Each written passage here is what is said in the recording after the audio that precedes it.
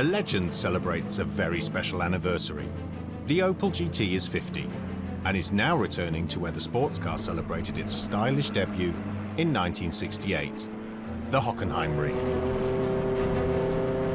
Two very special guests are also in attendance. Erhard Schnell, the designer of the GT, and Opel Rally World champion Walter Rohrl in his very own GT.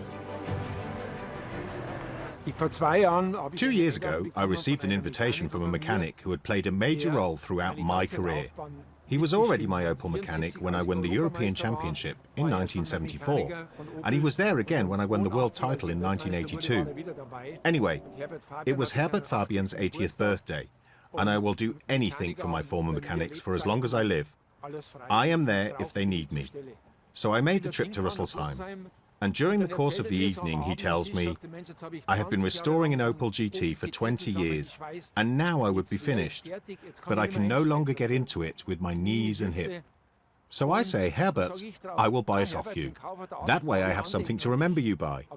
But he doesn't answer and walks away. An hour later, he comes back to my table and says, it's yours if you want it. That's how I came by my Opel GT. A decision the two-time Rally World champion doesn't regret, because by buying a GT, he has managed to secure a real piece of automotive history, something he witnesses every day. Only 2 weeks ago, I went to the optician with my wife. We drove to Deggendorf, which is the nearest larger town. So I parked the car and got out to take a walk because my wife needed some time. And I watched what was going on from a distance. Every third man who drove past stopped to have a look at the car.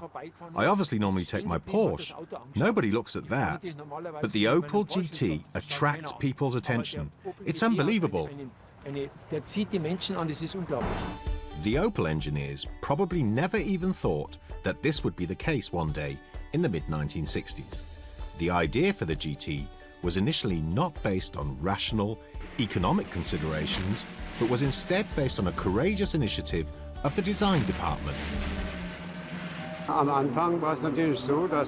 At the start, it was a development that management was not informed of. It was a solo effort with my superior at the time, and he asked me to design a two-seater sports car. Now, 50 years after its debut, the GT has become an automotive icon, with fans around the world. To mark its half-century, 75 pristine specimens of the Federation of European Opel GT clubs meet in and around Rüsselsheim and take part in a multi-day grand tour that takes them to the birthplaces of the vintage car. During the tour, a legendary photograph taken on the start-finish straight of the Hockenheimring in 1968 is recreated. Former professional racing driver Walter Rohrl actually initially doubted that the GT was suitable for the racetrack, despite his enthusiasm for the car, until driving it himself for the first time. I expected the car to handle a bit like a wheelbarrow, but was pleasantly surprised at how well it drives. This neutrality, the fact that it goes in precisely the direction you steer it in, is impressive.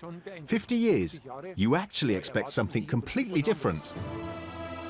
In the end, something very special happens on the Opel GT's 50th birthday.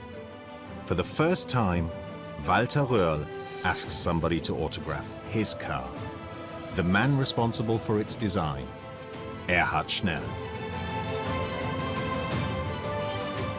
Hockenheim 2018, where legends meet.